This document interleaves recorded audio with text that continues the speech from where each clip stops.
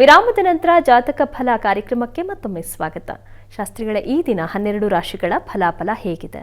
12 ರಾಶಿಗಳ ಫಲಾಫಲ ತಿಳಿಯುವ ಮುನ್ನ ಈ ಹೊತ್ತಿನ ಗ್ರಹಸ್ಥಿತಿಯನ್ನು ಗಮನಿಸಿಕೊಳ್ಳೋದಾದರೆ ಮೇಷರಾಶಿಯಲ್ಲಿ ಗುರು ಇರತಕ್ಕಂಥದ್ದು, ಚಂದ್ರ ಈ ದಿವಸ ಸಿಂಹರಾಶಿಯಲ್ಲಿದ್ದಾನೆ, ಕೇತು ಇರತಕ್ಕಂಥದ್ದು ಕನ್ಯಾ ರಾಶಿಯಲ್ಲಿ, ಮಕರ ರಾಶಿಯಲ್ಲಿ ಕುಜ ಹಾಗೂ ಶುಕ್ರ ರೀತಿಯನ್ನು ನೋಡ್ತಾ ಇದ್ದೀವಿ. ಕುಂಭರಾಶಿಯಲ್ಲಿ ರವಿ, ಬುಧ, ಶನೈಶ್ಚರ ಜೊತೆ ಮಾಂದಿ ಕೂಡ ಅಲ್ಲೇ ಉದಯಾಗಿದೆ. ಇನ್ನು ಮೀನರಾಶಿಯಲ್ಲಿ ರಾಹು ಇರತಕ್ಕಂಥದ್ದು. ಹೀಗಿರುವಾಗ 12 ರಾಶಿಗಳ ಫಲಾಫಲ ಹೇಗಿರ್ತದೆ ಗಮನಿಸ್ಕೊಳ್ಳೋಣ. ಮೊದಲಿಗೆ ಮೇಷರಾಶಿಯವರಿಗೆ ದಿವಸ ಲಾಭದಾಯಕ ದಿನ. ನೀವು ಮಾಡಿದ ವ್ಯವಹಾರ, ವ್ಯಾಪಾರ ಅಥವಾ ನೀವು ಮಾತಾಡಿದ ಒಂದು ಯೋಜನೆ, ಪೂರ್ಣವಾದ ಮಾತು ಎಲ್ಲವೂ ಕೂಡ ನೋಡಿ ಹಣವಾಗಿ ಪರಿವರ್ತನೆ ಆಗುತ್ತೆ. ತುಂಬ ಚೆನ್ನಾಗಿದೆ ಈ ದಿವಸ. ಮತ್ತು ಈ ದಿವಸ ವಿರೋಧಿಗಳಿರೋದಿಲ್ಲ, ವಿರೋಧವಿಲ್ಲದೆ ಅವಿರೋಧ ಆಯ್ಕೆ ಅಂತೀವಲ್ಲ ಹಾಗೆ ಅವಿರೋಧವಾಗಿ ನಿಮ್ಮ ಕೆಲಸಗಳೆಲ್ಲ ಮುಂದುವರಿಯುತ್ತೆ. ಚೆನ್ನಾಗಿದೆ. ವೃತ್ತಿಯಲ್ಲಿ ಅನುಕೂಲ ಇದೆ. ನಿಮ್ಮ ಸಾಹಸ ಹಾಗೂ ಶೌರ್ಯ ಇವುಗಳಿಗೆ ಒಂದು ಪ್ರಾಶಸ್ತ್ಯ ಸಿಗುತ್ತೆ. ಚೆನ್ನಾಗಿದೆ ಈ ದಿವಸ. ಪ್ರಾರ್ಥನೆಗೆ ದಿವಸ ಇಷ್ಟ ದೇವತಾ ಆರಾಧನೆ ಮಾಡಿ.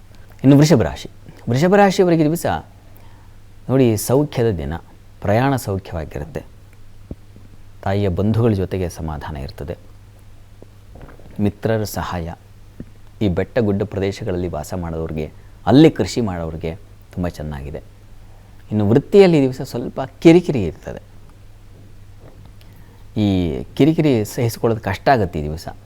ಏನಪ್ಪ ಈ ಥರ ಆಯ್ತಲ್ಲ ಅಂತ. ಇದರ ನಿವಾರಣೆಗೆ ಗಣಪತಿ ಸನ್ನಿಧಾನಕ್ಕೆ ಹೋಗಿ ಬನ್ನಿ. ಗಣಪತಿ ಸನ್ನಿಧಾನದಲ್ಲಿ ಗರಿಕೆ ಹಾಗೂ ಬೆಲ್ಲ ಸಮರ್ಪಣೆ ಮಾಡಿ, ಅನುಕೂಲ ಆಗುತ್ತೆ. ಇನ್ನು ಮಿಥುನ ರಾಶಿಯವರಿಗೆ ದಿವಸ ಸಹೋದರ ಸಹಕಾರ ತುಂಬ ಚೆನ್ನಾಗಿದೆ. ಸೇವಕರು, ಸಹಾಯಕರು ಅಂತೀವಲ್ಲ ಅಂಥವರಿಂದ ತುಂಬ ಸಹಾಯವಾಗುತ್ತೆ. ಹೇಳದೆಯೇ ಕೆಲಸ ಮಾಡೋದು, ಆ ರೀತಿ ನಿಮಗೆ ಸಮಾಧಾನ, ಅಂಥದ್ದೊಂದು ಲಕ್ಷಣ ಇದೆ. ಇನ್ನು ವೃತ್ತಿಯಲ್ಲಿ ಅನುಕೂಲ ಇದೆ, ಲಾಭ ಇದೆ, ಆತಂಕ ಬೇಡ. ತಂದೆ ಮಕ್ಕಳಲ್ಲಿ ಭಿನ್ನಾಭಿಪ್ರಾಯ ಬರುತ್ತೆ ಈ ದಿವಸ. ಸ್ವಲ್ಪ ಮನೆಯ ಪರಿಸ್ಥಿತಿಯನ್ನು ರಾಡಿಗೊಳಿಸುತ್ತೆ.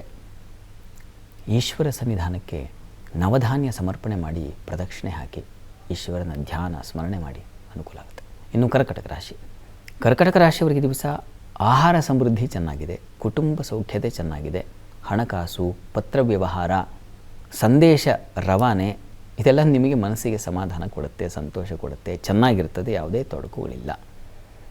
ಇನ್ನು ಈ ದಿವಸ ವಿದ್ಯಾರ್ಥಿಗಳಿಗೆ ಅನುಕೂಲಕರವಾಗಿರುತ್ತದೆ. ವ್ಯಾಪಾರಿಗಳಿಗೆ ಸ್ವಲ್ಪ ತೊಡಕಿದೆ. ಅನುಕೂಲ ಇಲ್ಲ ಅಂತಲ್ಲ, ಅನುಕೂಲ ಇದೆ. ಅನುಕೂಲದ ಮಧ್ಯೆ ಕಿರಿಕಿರಿಯೂ ಇದೆ, ತೊಡಕು ಇದೆ. ಇದರ ನಿವಾರಣೆಗೆ ನೀವು ಕೂಡ ಈಶ್ವರ ಸನ್ನಿಧಾನಕ್ಕೆ ಈ ದಿವಸ ಗೋಧಿ ಸಮರ್ಪಣೆ ಮಾಡಿ, ಪಿತೃದೇವತೆಗಳ ಸ್ಮರಣೆ ಮಾಡಿದ್ರೆ ತುಂಬ ಒಳ್ಳೆಯದು. ಹೀಗಾಗಿ ಹಿರಿಯರನ್ನು, ಆಗಿ ಹೋದವರನ್ನು ಸ್ಮರಿಸಿಕೊಳ್ಳಿ. ಸಿಂಹರಾಶಿಯವರಿಗೆ ವೃತ್ತಿಯಲ್ಲಿ ಅನುಕೂಲ ಇದೆ, ಲಾಭದಾಯಕವಾಗಿದೆ. ಆದರೆ ಕಿರಿಕಿರಿ ನಿಮಗೂ ಇದೆ. ತಪ್ಪದೆ ವಿಷ್ಣು ಸಹಸ್ರನಾಮ ಹೇಳ್ಕೊಳ್ಬೇಕು ಈ ದಿವಸ. ವಿಷ್ಣು ಸಹಸ್ರನಾಮ ಹೇಳ್ಕೊಂಡು ಹೊರಗೆ ಹೆಜ್ಜೆ ಇಡಬೇಕು.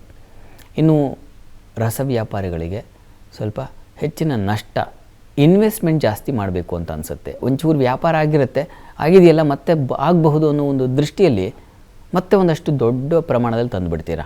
ಆ ಇನ್ವೆಸ್ಟ್ಮೆಂಟ್ ನಿಮಗೆ ಹೊರೆ ಆಗಿಬಿಡುತ್ತೆ ಈ ದಿವಸ. ಹಾಗಾಗಿ ಯೋಚನೆ ಮಾಡಿ. ಅದರಲ್ಲೂ ಈ ಸಣ್ಣ ಪುಟ್ಟ ಚಿಲ್ಲರೆ ಅಂಗಡಿ ಅಂತೀವಲ್ಲ ಅಂಥವರಾಗಬಹುದು, ಹಾಲಿನ ವ್ಯಾಪಾರಿಗಳು, ಅಥವಾ ಅದನ್ನು ಇನ್ನೊಬ್ಬರ ಹತ್ರ ತೊಗೊಂಡು ನೀವು ವ್ಯಾಪಾರ ಮಾಡ್ತಕ್ಕಂಥ ಸಂದರ್ಭದಲ್ಲಿ ಸ್ವಲ್ಪ ಹುಷಾರು. ಇನ್ನು ಉಳಿದ ಹಾಗೆ ಮಕ್ಕಳ ಸಹಾಯ ಇದೆ ಈ ದಿವಸ. ಮಕ್ಕಳಿಂದ ಸ್ವಲ್ಪ ಹೆಲ್ಪ್ ತೊಗೋಬಹುದು, ಅವರಿಂದ ಒಂದು ಸಮಾಧಾನ ಸಿಗುತ್ತೆ ನಿಮಗೆ. ಈ ದಿವಸ ಸ್ವಲ್ಪ ಆರೋಗ್ಯದಲ್ಲಿ ವ್ಯತ್ಯಾಸ ಇದೆ. ರೋಗ ಬಾಧೆ ನರಳಿಸುತ್ತೆ. ವಿಷ್ಣು ಸಹಸ್ರನಾಮವನ್ನು ಹೇಳ್ಕೊಳ್ಳಿ, ಅನುಕೂಲ ಆಗುತ್ತೆ. ಚರ್ಮ ಸಂಬಂಧಿ ತೊಂದರೆ ಸೂಚಿಸ್ತಾ ಇದೆ. ಬುಧ ಕವಚ ಕೇಳಿಸ್ಕೊಂಡ್ರೆ ಬಹಳ ಒಳ್ಳೆಯದು. ಕನ್ಯಾ ರಾಶಿಯವರಿಗೆ ದಿವಸ ಸ್ವಲ್ಪ ಮಾನಸಿಕ ಪ್ರೆಷರ್, ವರ್ಕ್ ಪ್ರೆಷರ್ ಜೊತೆಗೆ ಮಾನಸಿಕ ಒತ್ತಡವೂ ಅತಿಯಾಗುತ್ತೆ. ಕರ್ಮಾಧಿಪತಿ ಷಷ್ಠದಲ್ಲಿದ್ದಾನೆ, ಅದೊಂದು ತೊಡಕು. ಹೀಗಾಗಿ ಕೆಲಸದೂ ಹೊರೆಯೇ, ಕೆಲಸದಲ್ಲೂ ಒತ್ತಡ, ಮಾನಸಿಕವಾಗಿಯೂ ಒತ್ತಡ ಎದುರಿಸಬೇಕಾದ ಪರಿಸ್ಥಿತಿ ಬರುತ್ತೆ ಈ ದಿವಸ. ಆದರೆ ಮಿತ್ರರ ಸಹಾಯ ಆಗುತ್ತೆ, ಬಂಧುಗಳ ಸಹಾಯ ಆಗುತ್ತೆ, ಯೋಚನೆ ಮಾಡಬೇಡಿ. ಇನ್ನು ಈ ದಿವಸ ನಿಮಗೆ ಶತ್ರುಗಳ ಬಾಧೆ, ಸಾಲ ಬಾಧೆ ಕೂಡ ಸೂಚಿಸ್ತಾ ಇದೆ. ಈ ದಿವಸ ಚರ್ಮ ಸಂಬಂಧಿ ತೊಂದರೆಗಳುಂಟಾಗಬಹುದು, ತರಚಬಹುದು, ಗಾಯಗಳಾಗಬಹುದು, ಇಂಥದ್ದೆಲ್ಲ ಇದೆ. ತಪ್ಪದೆ ನೀವು ಕೂಡ ಬುಧ ಕವಚವನ್ನು ಕೇಳಿಸ್ಕೊಂಡ್ರೆ, ವಿಷ್ಣು ಸಹಸ್ರನಾಮ ಹೇಳ್ಕೊಂಡ್ರೆ ಬಹಳ ಬಹಳ ಒಳ್ಳೆಯದು. ಸರಿ ಶಾಸ್ತ್ರಿಗಳೇ, ಇನ್ನುಳಿದ ರಾಶಿಗಳ ಬಗ್ಗೆ ಮಾಹಿತಿಯನ್ನು ಕೇಳಿ ಪಡೆದುಕೊಳ್ತೀನಿ. ವೀಕ್ಷಕರೇ, ಇನ್ನುಳಿದ ರಾಶಿಗಳ ಫಲಾಫಲ ವಿರಾಮದ ನಂತರ.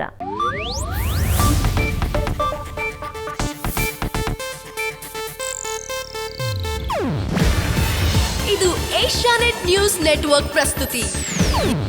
ನೀವು ನೋಡ್ತಿದ್ದೀರಾ ಏಷ್ಯಾನೆಟ್ ಸುವರ್ಣ ನ್ಯೂಸ್.